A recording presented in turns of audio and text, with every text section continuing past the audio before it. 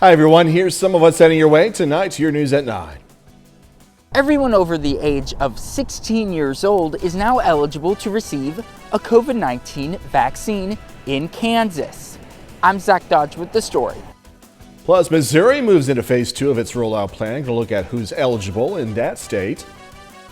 The murder trial for former Minneapolis police officer Derek Chauvin is underway. I'm Lauren Blanchard in Minneapolis. I'll have opening arguments from prosecutors and Chauvin's defense coming up.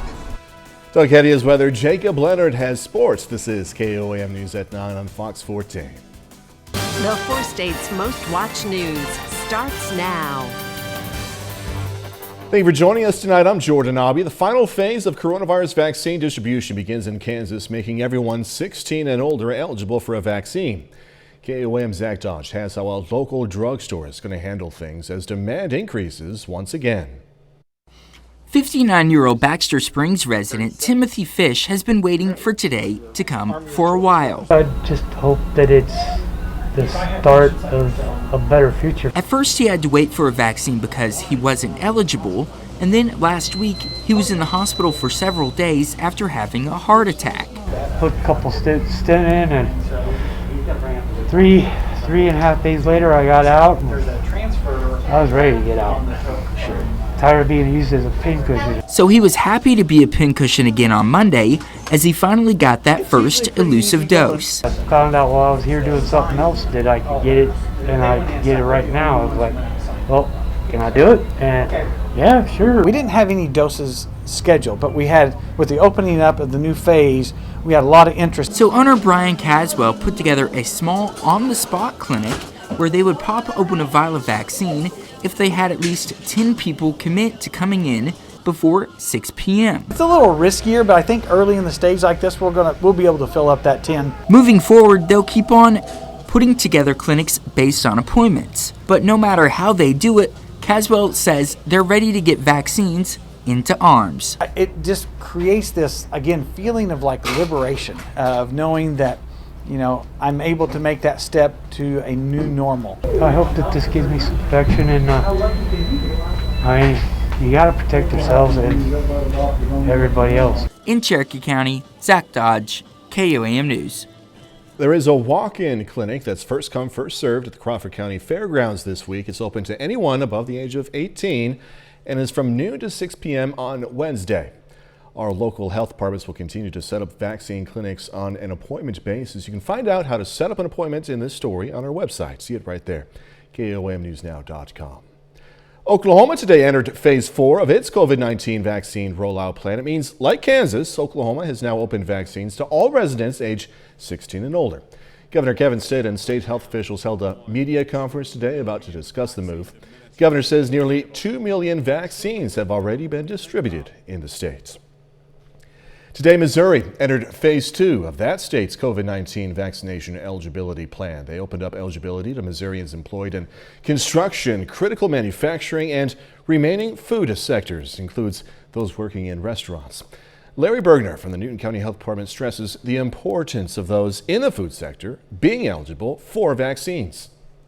In the restaurant sector, they need to be vaccinated because they're dealing with a large amount of the public as they come in to those dining facilities, and then those who are working in the kitchens and doing the other work in the restaurant, they need to protect themselves as much as possible. On April 9th, Missouri will enter phase 3, opening up eligibility for all adults in the Show Me State. Joplin officials held a briefing today to provide an update on COVID-19 vaccine and cases in the city. Officials say they have 160,000 doses of the vaccine ordered and expect everyone in the city to have the opportunity to get one by the end of May. They also touched on the city's finances, saying there are around $200 million in building permits being filed recently, leading to a lot of construction. When you're seeing local businesses that have other plants all over the country, maybe even all over the world, where they're getting more output out of their Joplin facilities as they're getting from other places, I think Joplin really has shown our ability to work. City officials also say Joplin's vaccination rate is at 31% compared to the state average of 24%. Meteorologist Doug Hedi joining us now with the first look at the forecast. Another one of those really windy days. Temperature was awesome, just that wind, man. Yeah, really the past, the entire weekend was pretty good. A little bit chilly yesterday, but 73 for us today. But the winds were definitely howling out of the south at about 20 to 30, and then gusts pushing 50 at times. So above our average high for this time of the year. Clear skies, that's what we have for us tonight. But we do have our developing storm system out to the west, and that is one reason why the winds are so strong throughout the evening hours. But we're going to stay dry tonight and really most of tomorrow. Temperatures still sitting into the mid-60s. I think eventually we'll drop back low to mid-50s for overnight lows, but still very windy. We still have these south winds at about 20 to 30 miles per hour. We'll drop back to 51. We will make it to 65, but we're going to drop during the afternoon. So I'll give you all those details here in just a bit. A fire at 1622 South New Hampshire Avenue in Joplin is ruled accidental. That's according to the Joplin Fire Department. Fire happened Friday night. No one was injured. Opening arguments began today in the trial of Derek Chauvin, the former police officer facing murder charges now in the death of George Floyd. The deadly incident captured on video showed Chauvin pressing his knee into Floyd's neck and sparked massive demonstrations around the world. Fox News correspondent Lauren Blanchard picks up the coverage from Minneapolis. Almost a year after the world was shocked by the video of George Floyd's death here in Minneapolis, the police officer seen kneeling on his neck is standing trial in Minnesota's first trial to be televised live. Raise your right hand, please. The trial of former Minneapolis police officer Derek Chauvin has begun. Chauvin faces charges of second-degree murder, third-degree murder, and second-degree manslaughter in the death of George Floyd. Mr. Derek Chauvin betrayed this badge when he used excessive and unreasonable force upon the body of Mr. George Floyd. The prosecution played the video showing Chauvin with his knee pressed into Floyd's neck as Floyd and bystanders cried for help. Mr. Floyd did not die an instant death. He died one breath at a time over an extended period of time. They called witnesses, including the 911 operator who flagged the incident to sergeants. My instincts were telling me that something's wrong. Something is not right. The defense said they will make the case that there is more to what happened than what is shown in the video. Derek Chauvin did exactly what he had been trained to do over the course of his 19-year career. The use of force is not attractive, but it is a necessary component of policing. And that Chauvin's actions were not based on race and that Floyd had drugs in his system when he died. There is no political or social cause in this courtroom. It's expected the trial could last up to 4 weeks. In Minneapolis, Lauren Blanchard, Fox News. President Biden is back in D.C. after spending the weekend in Delaware. On his return to the White House, the president defended his administration's handling of the migrant surge along the border. Fox News correspondent Ray Bogan has more on how Republicans and Democrats remain at odds over what should be done. Staff prepared burgers at a newly opened migrant shelter in San Diego over the weekend. Unaccompanied females ages 13 to 17 will stay at this facility through mid-July. We are here because we were asked by the U.S. federal government to provide a temporary home for young people while we do the important work of reuniting them with families or sponsors either here in the U.S. or elsewhere. Fox News confirmed through a Customs and Border Protection official the surge of migrant children could last 7 months. Now, the Department of Health and Human Services is asking employees to volunteer to go down to the border for up to 120 days to help care for the children. We are putting in place a plan that I feel very confident about. This would be really simple to solve. All you would need to do is hold people in custody pending their asylum proceedings. If we did that, these people would stop coming because they know the vast majority do not have legitimate asylum claims. The Biden administration restricted media access to Border Patrol agents and detention facilities. Lawmakers are calling for more access, including Senator Ted Cruz, who wrote to President Biden about his recent tour and said the media, quote, could not show the American people what it looks like when a tent city built to house 250 children under COVID restrictions instead houses 4,200. We are mindful of the fact that we are in the middle of a pandemic. We want to keep these kids safe, keep the staff safe. As of Friday, there were more than 18,000 unaccompanied children in U.S. custody. Ray Bogan, Fox News. KOAM News at 9 on Fox 14 takes this time now to honor one of our Force Day heroes. Joe Witter served in the Navy, spending time in the Mediterranean. He earned several awards, and we are proud to thank Hull technician First Class Joe Ritter, native of Cherryville, Kansas. He's tonight's four-state hero. Doug Heddy's up next with a complete look at the forecast. A bit later, the Pittsburgh girls soccer team preparing to make program history. Gonna have that story in sports.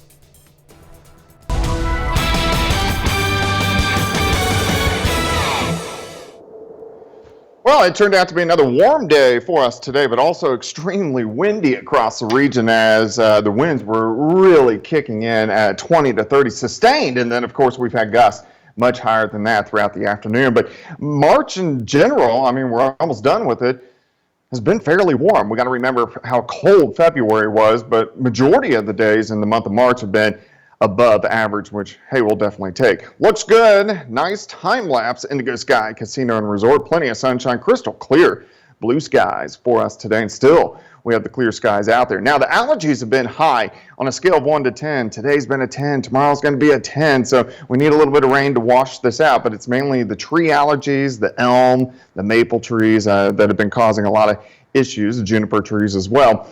Temperatures sitting mainly into the mid-60s. We'll drop off about another 10 degrees later on tonight, but the winds are going to stay fairly strong. We got these south winds kicking in, still 15 to 25, and then if we look at our wind gusts, of course, we've had very strong gusts, but even over the past several hours, kind of been in that 30 to 40 mile per hour range. So we'll call it windy tonight, call it windy again tomorrow, not as windy is what we did see today. Clear skies, not much going on out here. Really, the entire Central Plains looks good. But here's our next developing storm system that is pulling into the northern parts of the plains. And when we look back at the pattern, because we're on a 46-day cycle, this is actually the system that gave us the snow on Valentine's Day. Now, this time around, it's not quite as strong, and it doesn't have the Arctic air, but it will cool us down as we head into the second half of the week.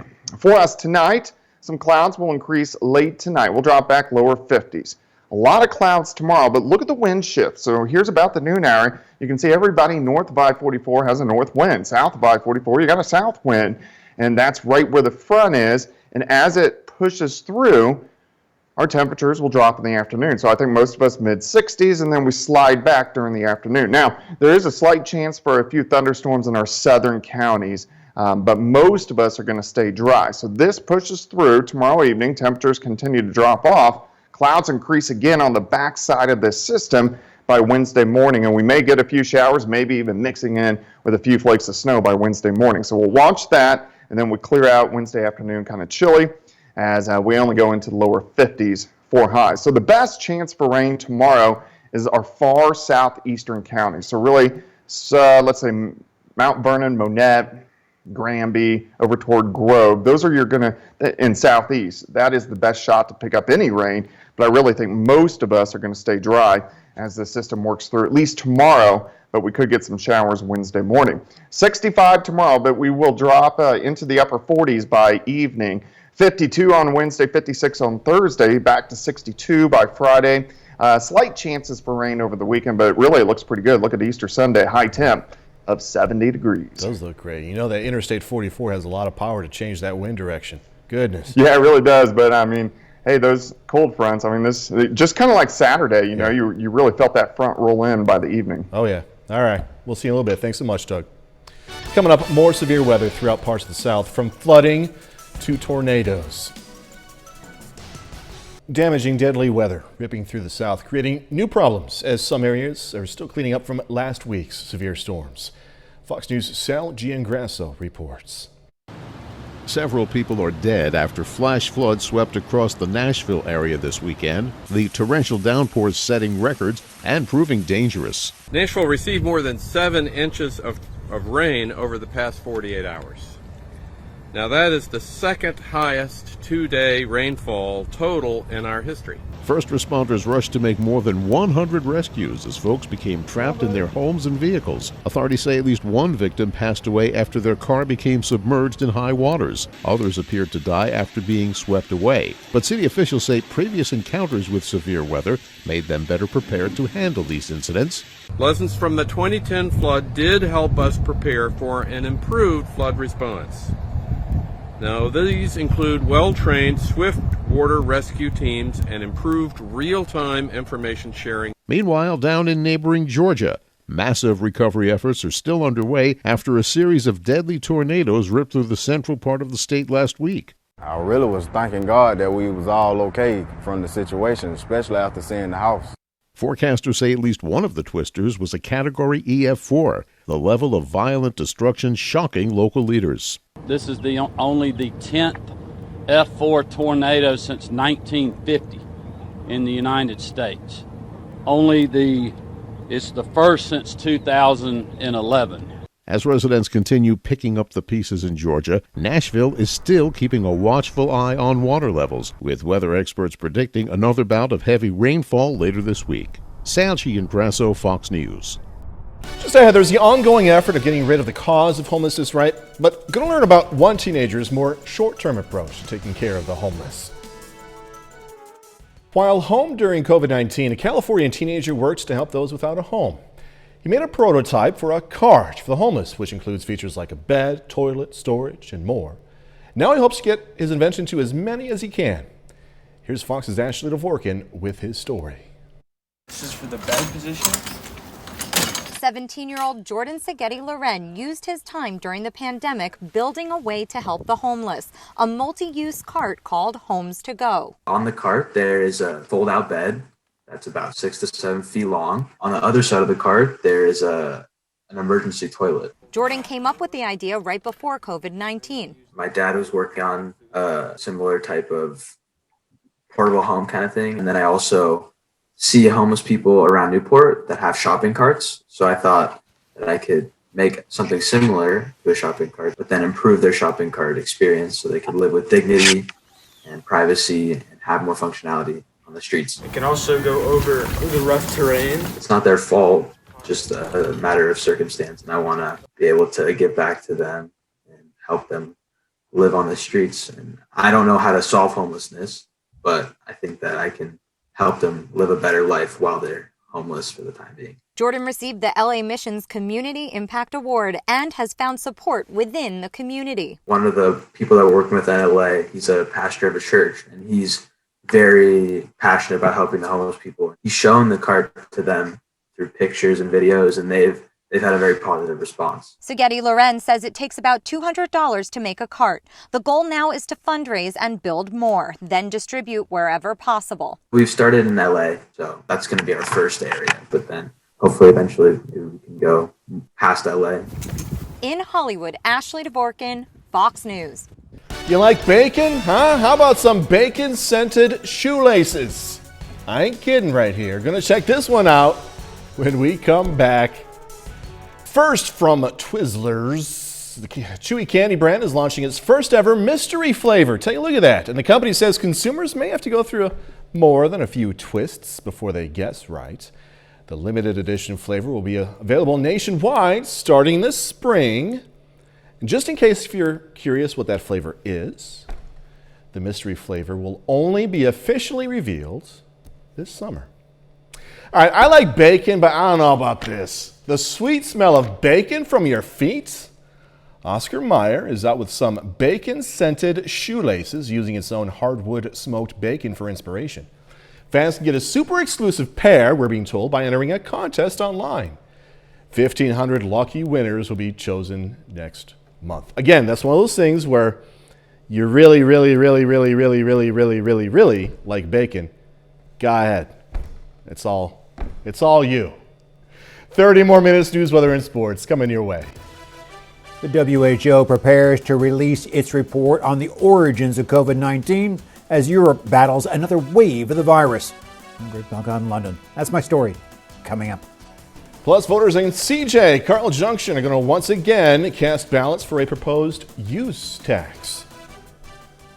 City of Carl Junction, Missouri is reintroducing a use tax. If passed, it would tax online purchases at an equal amount to the city's sales tax, which is 3%. City officials say it's needed to fund improvements to city parks, sidewalks, and streets. To generate a little bit more revenue for the city, we have several projects that have been ongoing over several years that we just don't have the funds to complete, and we need to get those completed. Residents can learn more about the proposed use tax at a meeting tomorrow night at 6 p.m. at Randy's Drive-In. If you live in Carl Junction, you know where that is. Kansas residents who live in area codes 785 or 620 will soon have to use 10-digit dialing when making local calls. Since the FCC approved 988 as the new abbreviated number for the National Suicide Prevention Lifeline, area codes that use the 988 prefix in phone numbers, including 785, 620 in Kansas, will have to adopt 10-digit dialing. Cold weather rule in Kansas ends this Wednesday, meaning people owing money on electric or natural gas bills could have their service disconnected. Payment options are available for people who still need financial help, but consumers need to call for help before Wednesday, obviously. All right, Americans who are behind on their rents can breathe a bit easier. The Centers for Disease Control and Prevention is extending an order designed to prevent evictions through June. The action came just 2 days before the order was set to expire. CDC officials say the COVID-19 pandemic remains a threat to public health, and it's safe for people in their homes, obviously, right now. The Census Bureau says more than 8 million American households are not current with their rent payments. After more than a year of lockdowns, the World Health Organization is preparing to make public its findings into the origins of COVID-19, but the report is drawing criticism from some public health officials. Fox News senior foreign affairs correspondent Greg Pelcott has more.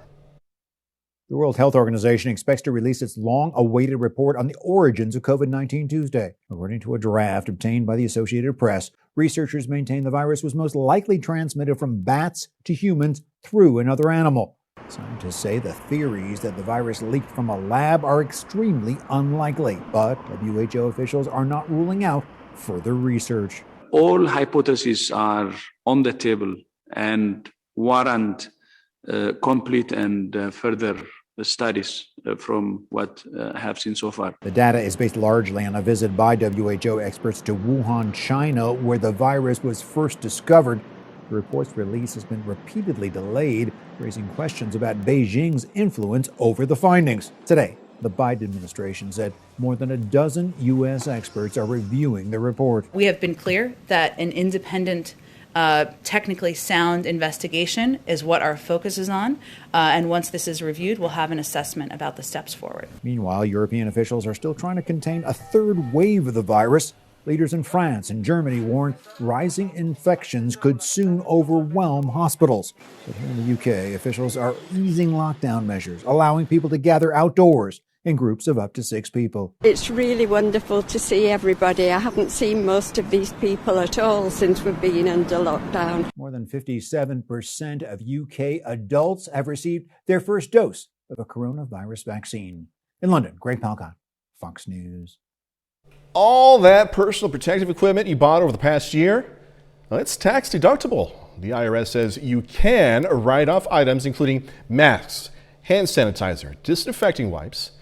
Policy covers PPE purchased since January 1st of 2020, but you're going to need to itemize deductions as part of your medical expenses for the year.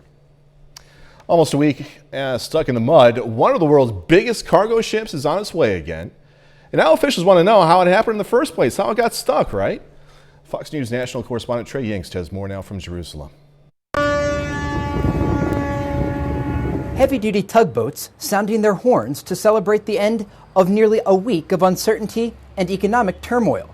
The massive freighter Ever Given, weighing more than 200,000 tons, got stuck in the Suez Canal last Tuesday, blocking hundreds of ships and disrupting maritime traffic for billions of dollars worth of goods. A great relief, I would think, to all the thousands of ship owners and sort of steamen that are stuck there can get on their way. The Suez is one of only 2 canals capable of passing ships between oceans, and it's responsible for about 12% of global trade. Officials say about $9 billion was lost every day the Ever Given was blocking the passage, and there are now more than 300 ships waiting to go through. The good news for American consumers, most of the blocked goods were heading to Europe, not the U.S., and oil industry experts say we likely won't be paying more at the pump next week. The disruption is coming at a time when the oil market is still recovering from the pandemic. So I think that the market is pretty comfortable. While shipping companies work to restart supply lines, officials in Egypt are investigating the cause of the accident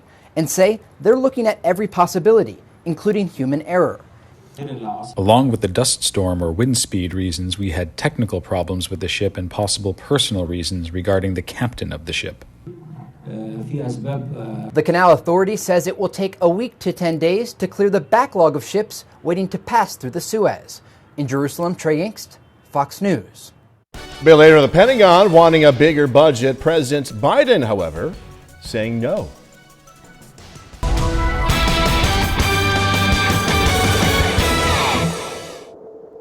Well, it turned out to be a very warm, windy day for us today, or a mild day. Temperatures into the mid-70s for highs, and really, the entire month of March has been pretty good. If we look back so far, you can see majority of the days, about 3/4 of the days, above our average high for this time of the year, even though we're going to cool down a bit over the next couple days. Pretty good for us over the past few. Great time lapse, Indigo Sky Casino and Resort. Of course, Indigo is just outside of Seneca, Missouri. Also, allergies are on the high side. On a scale of 1 to 10, today's a 10, tomorrow's a 10. This is mainly the tree allergies that are causing issues right now. But if you are an allergy sufferer, it's kind of high, at least for the next couple days. Most of us 62, 63 to 65 degrees. We'll slide back into the mid-50s later on tonight, but we've had very strong southerly winds for us today. The reason we were in a red flag warning is due to the very strong winds. You don't want to burn, of course, in those situations, but also the very low humidity, so that causes some issues. But you can still see the winds. 15 to 20 to 25 sustained, and we've had gusts. They've dropped off a little bit since the sun has set, but still we're getting winds gusting 25, 30, upwards of 35 miles per hour. It's going to stay windy tonight. It's going to stay windy once again for us tomorrow, just not quite as bad as what we did see today. Clear skies across the region, but our next storm system developing out across the northern parts of the Rockies, and this will start to affect us. I mean, it already is with the wind, but it will start to affect us a little bit more as we go through the daytime hours tomorrow. Let's step through time. Through the overnight, some mid and upper level clouds will increase late. Temperatures low to mid 50s. Look at the wind shift line. This is a cold front. Slides in right about the noon hour. So Yates Center is going to be dropping into the 50s. Parsons and Nevada still mid 60s along and south of I-44 where that front will be. We'll have some clouds. The front will continue to work through during the rest of the day. And along the front in our very far southeastern counties, there could be some scattered showers and thunderstorms that pop up. Most of us are going to stay dry during the daytime hours tomorrow. 51 in the morning, 65 by noon, but we drop back into the mid-50s during the afternoon hours. Clouds increase again for us tomorrow night. On the back side of this system, we could get some showers, maybe even mixed in with a few flakes of snow on Wednesday morning. This will exit, and then Wednesday is just going to be quite a bit cooler of a day. All right, so best chances for rain are far southeastern counties. I think if you live north of I-44, you will stay dry throughout the daytime hours for us tomorrow. Kind of cool the rest of the week, but we do rebound by Friday. There's a weak wave on Saturday that may give us a random shower or two. Then a bigger storm system, a couple bigger systems move in Monday into Tuesday and Wednesday of next week, and maybe even a severe threat by Thursday of next week. But I don't see a severe threat until next Thursday. So at least we get, about 10, 11 days that were decently calm. 65 tomorrow, 52 Wednesday, 56 Thursday, back to 62 by Friday. The months are going by fast. Before you know it, it'll be hot, humid summertime. Yeah, the older I get, the faster it goes. You got it. Same here, man. All right, Doug Heddy, thank you so much. Don't forget, you can be the first to know about the day's weather with KOAM Skywatch weather app. Get severe weather updates sent straight to your phone free of charge. It's available in the Apple App Store, also the Google Play Store. All you have to do is search for KOAM Skywatch weather app. Coming up in sports, Pittsburgh girls soccer team preparing to make history on Thursday. Plus, it's opening day for Colgan softball. Jacob Letter joins us with that and more next.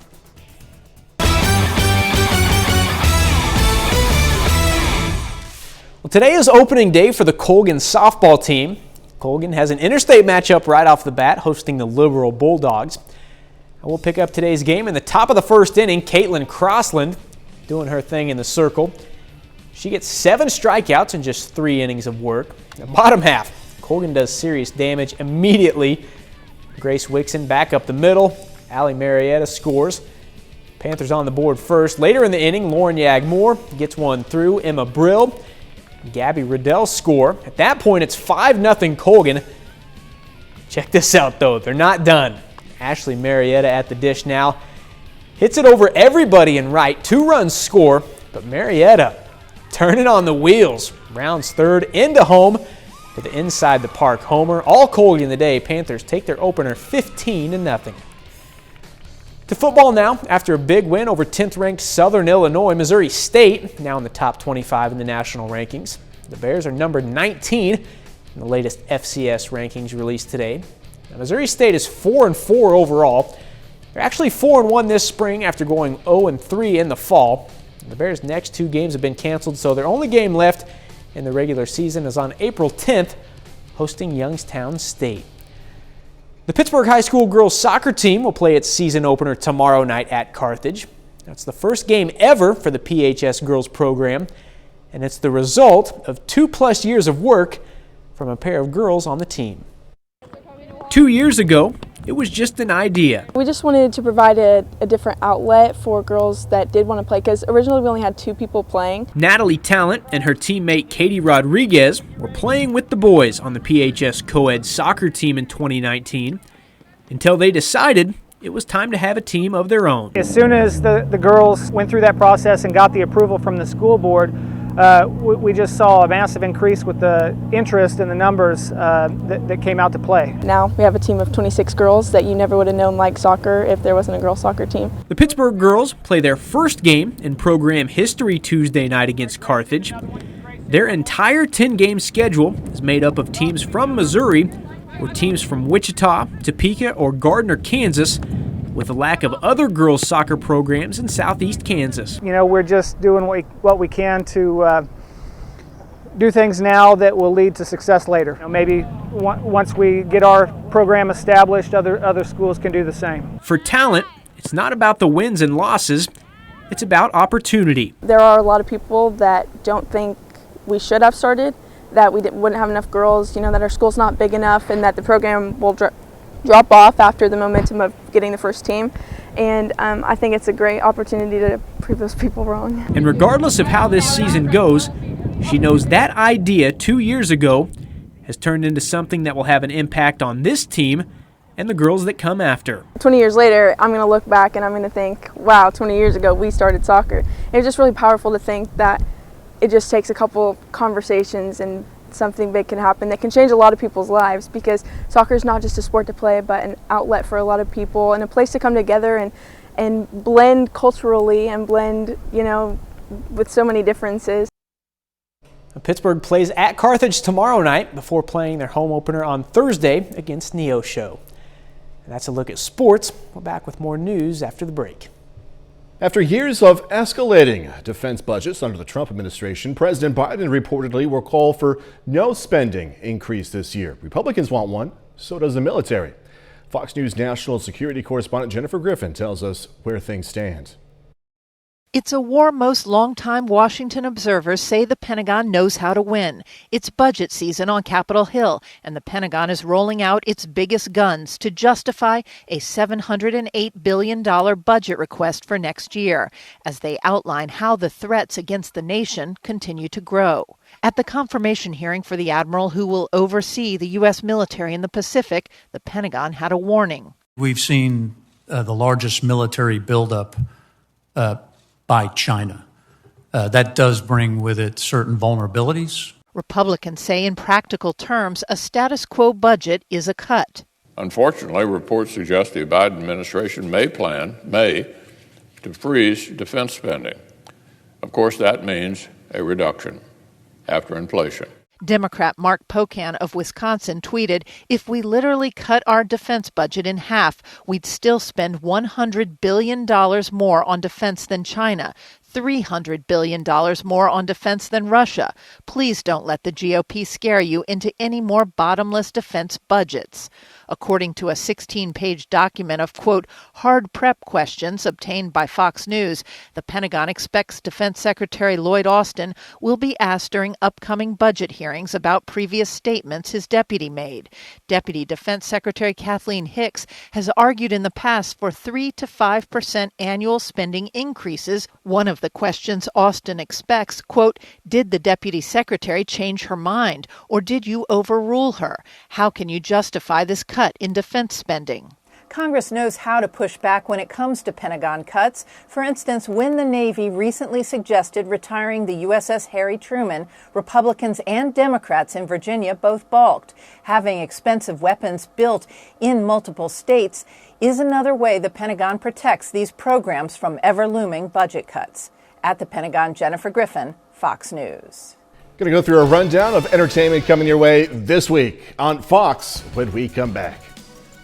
A funny family is back on the Fox lineup, plus another round of mystery masked competition. Here's Fox's Ashley Dvorkin with a look at what's coming up this week on Fox. The Moody's are moving back in. Here's what's hot on Fox. My name is Henrietta Wilson. I'm Bobby. Everyone just calls me Bobby. First, Monday brings more backstory episodes for 911 with a replay of Bobby Begins Again. It's another crime alert. Then America's Most Wanted includes a look at the series' 1,187th capture, thanks to a viewer tip. You don't get to override that, Mina. Tuesday, find an encore of The Resident. This got me so big. Then catch up on The Masked Singer with another look at the latest Group A reveal and debut of the show's first wildcard contestant. A little bit of Monica in my life. Wednesday, The Masked Singer is all new with the return of Group B, and yet another wildcard singer enters the competition. Mamma mia, now I really know. That's followed by more Game of Talents, as contestants guess their way to $200 grand, while mystery performers take the stage with a variety of incredible hidden talents. Bland risotto. Thursday, the final 5 chefs compete in Hell's Kitchen. You want to stay here, you got to pay rent. Then the Moody's are back. Dennis Leary, Elizabeth Perkins, and fam bring a new adventure complete with an RV road trip, all the kids back at home, and the dysfunctional fun ready to ensue once again. Friday, return to the ring for WWE Friday Night SmackDown. And over the weekend, on Sunday, there's a 2-hour wildlife special narrated by 911 star Angela Bassett, Malika the Lion Queen. In Hollywood, Ashley Dvorkin, Fox News. And that's our time for tonight. Thanks for joining us. Going to leave you with video of blooming cherry blossoms in Washington, D.C. Those are always beautiful. Be safe. Do this all again tomorrow. See you then.